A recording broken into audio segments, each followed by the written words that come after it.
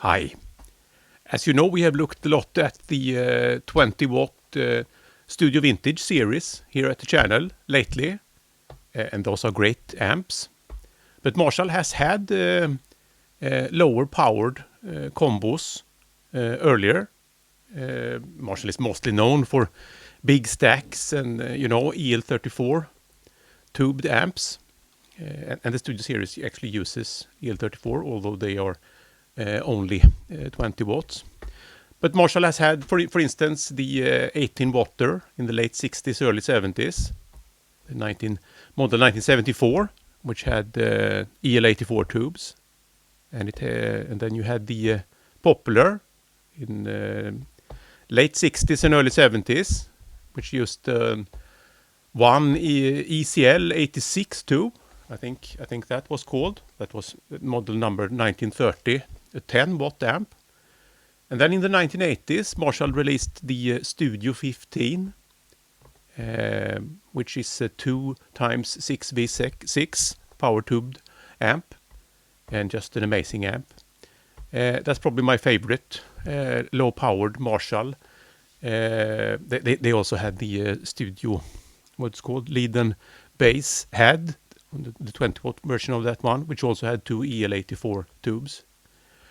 But I think the Studio 15 is the first 6V6 tubed amp.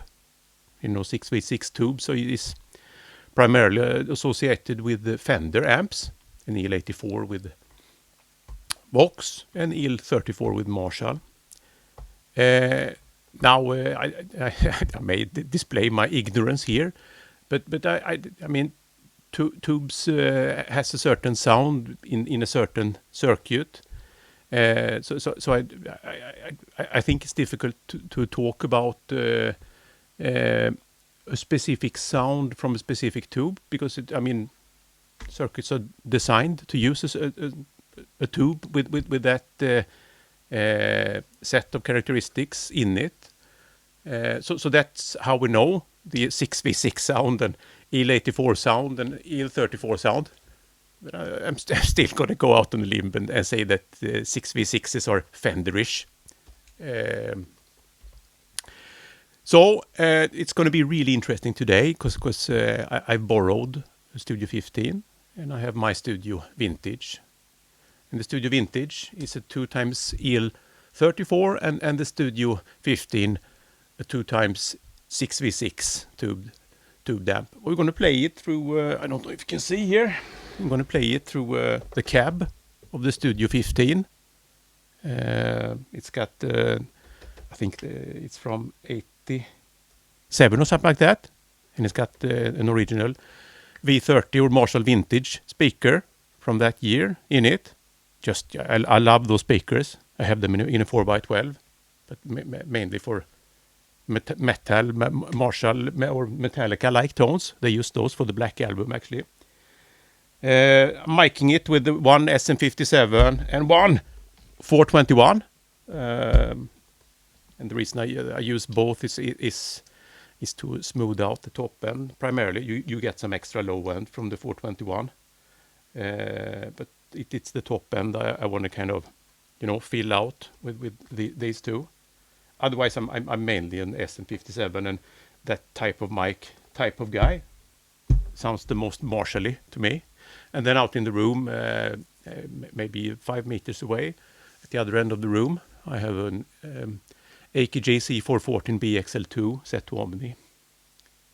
Now, when I demo these two amps, I'm gonna first set up a tone on one of them that I like, and then I'm gonna try to replicate it on the other amp, and then I'm gonna tweak that one a bit, and try to replicate that on the other, because it's really hard to just say, I'm gonna set all EQ knobs to 5. They may not have the same the span from 0 to 100 may not mean the same thing on both amps. So I think that's going to be a good way. But before we look at these two amps, I'm just going to comment briefly on the question I posed in my last video. I haven't received any answers yet. Lots of answers from you. Good and interesting feedback. But none from the manufacturer to which the question was posed. They don't owe me any answers either. So it's okay if they don't answer. The reason why I posted the video question is that if someone comes to me and says, "Oh well, that is not correct," then I can just direct them to that video, and they can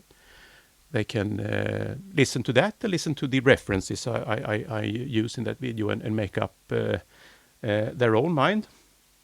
If I'm going to linger at this for just one moment, I think a good comparison here is the Fender Stratocaster Strat, through the 70s. Everyone knows that the 1978 Fender Strat or 79 you're not going to expect to get the same guitar as you would if you bought the 1971 or 1970 Fender Strat, and you're going to have to pay a bit more for the 70 as well. But I bet it was marketed as Fender Stratocaster throughout all the time. I don't think Fender said we're making all these terrible changes. So this beautiful guitar is going to become something else. They just changed the process and perhaps suppliers and so on. And I think it's the same for the G12M, because it was G12M or G12H, but let's focus on G12M. It was Celestion G12M all over. I don't think they probably didn't announce any changes when the papers changed. Today, though, Fender acknowledges that different vintages of their guitars can be, at least in hindsight, viewed as different products. They even, reissue guitars of different vintages, although I guess they had the same name all along. Celestion has chosen to do the same with their Pulsonic reissues, like the G12 35 XE and the Heritage series and so on. But they have decommissioned or discontinued those now. I guess, we're very visual. Customers are very visual. So the stuff that you see up front, the guitars that has a finish and, it's something tangible, something very desirable. And, you can really sell those based on not only function, they're kind of icons and so on. So it's much easier. But when it comes to a speaker, it's much harder. That's just something that is going to be back office in the cab. It should work. If it doesn't work, then it's a big problem. Then you're going to be not happy. So it's harder. I guess it's much harder. I actually reflected on that the other day. I thought about how well Marshall has handled their legacy and the how they can capitalize on that today with products in different genres and so on, and they still have maintained good classic products as well. Where, for instance, Studio Vintage is one of them. So I thought that, when it comes to the Marshall tone and the entire Marshall concept, Celestion is basically 50% there. It is the Marshall tone is Marshall plus Celestion. There's no question about that. But Marshall is up front, printed on the on the cab and up front, and it's something tangible, something that you almost can eat, whereas the Celestion part is something working hard back office to deliver it, and you can't really make money on that in the same way. So we should respect that it is that way, and be thankful that Celestion, after all, released those speakers long ago. Another interesting thing if I may ramble on here, is that I think it can't be underestimated the change in speakers, or in this case, just changing the paper in the speakers, making them a bit less fizzy, which the Kurt Müller cones, or the third type of paper cone that I referred to last time, that made them so much more suitable for palm mute, you know, and a tighter bass and so on. So it was not only cultural things in society that led to all these new musical styles. I think the Celestion's choices of new papers has a significant cultural impact. So implicitly, though, of course, and it's sad that they can't take credit for that, I think. But now let's come to today's exercise here. I'm going to compare these two amps, and then in the end we're going to check out you know, all this talk about speakers and expensive speakers and unusual speakers has kind of I think that I should have a cab with vintage speakers, but a little bit cheaper speakers that we can use on the channel. So you see that well, vintage Greenbacks are the shit, but you know, you can get very close with many other speakers. Celestion did lots of great speakers in the 80s also. So we're going to do that at the end of the video. But now let's go and check out this. Cheers. All right, so let's start with the Studio 15. I've set it up in a way that I think flatters it. So 75% treble, half mids, and 75% bass. And I've cranked the output level. I think the gain is basically cranked as well. Come back to off a little bit about on it. All right.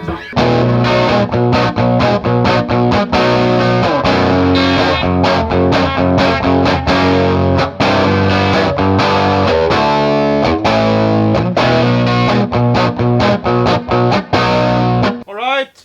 Let's try the. I'm just gonna flip this one off, and then we're gonna switch the speaker cable here. We're gonna do the same thing, but with this one, and I'm gonna try to. So now I'll switch to the Studio Vintage, and I'm gonna try to match the settings as well as I can.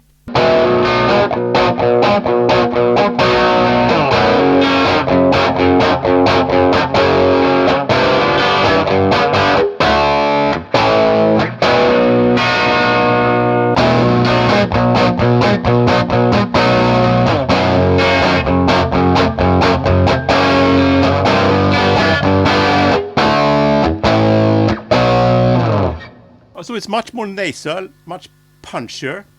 Let's see if there's something we can do to come closer with the 0. Yes. What the fuck is it?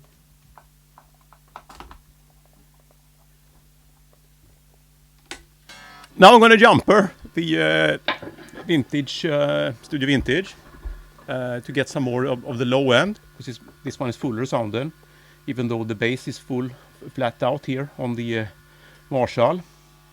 We're not even using full bass here on the Studio 15. So when I'm jumpering it, I'm blending in the bass channel as well. However, since this one is a punchier as it is, when I jumper this one, it's going to be swampier. So that's going to be a trade-off here, I guess.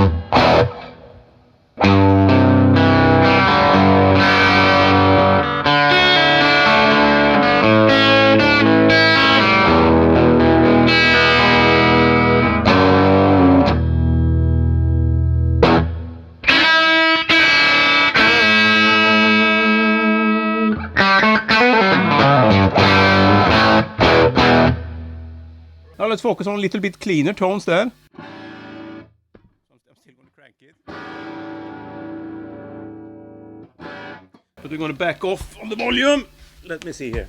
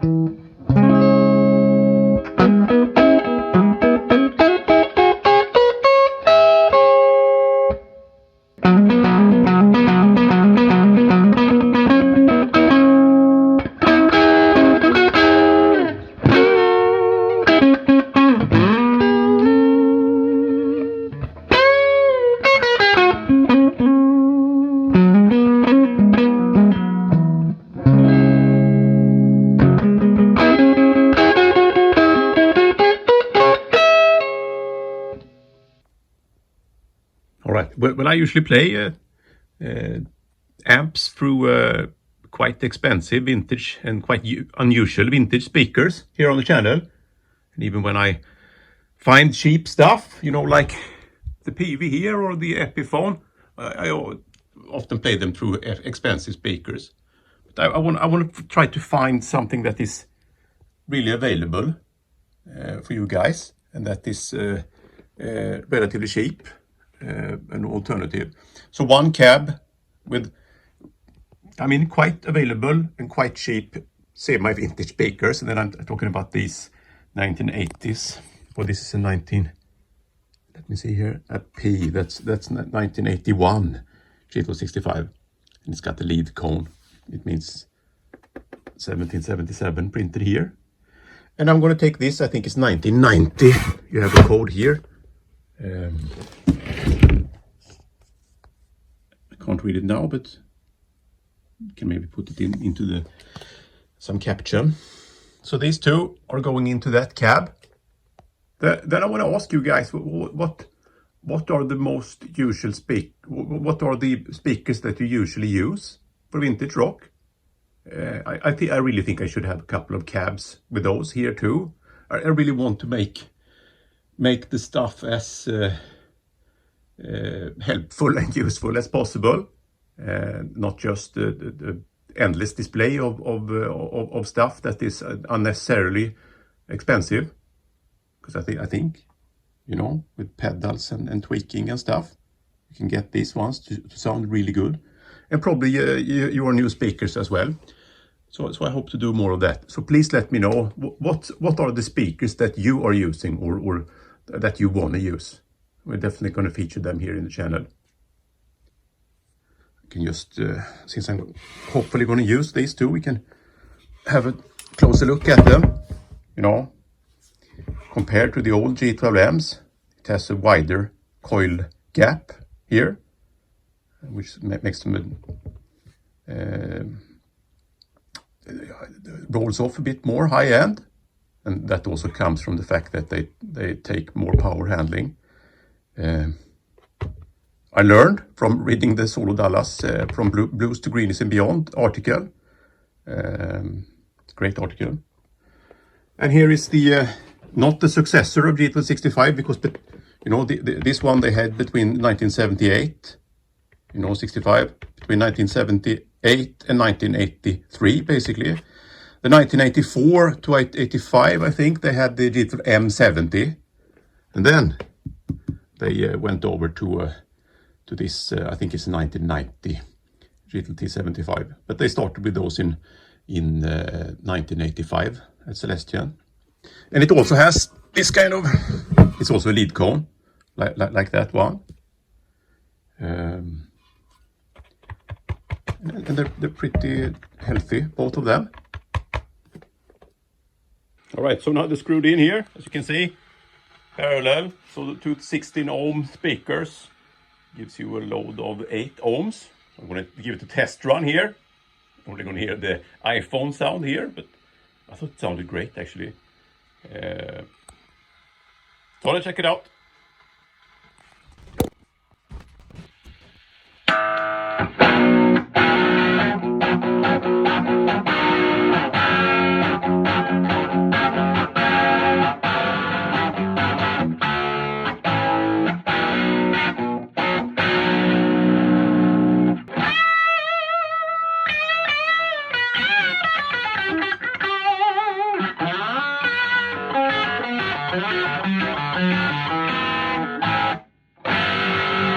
Yeah, sounds Greenback like to me.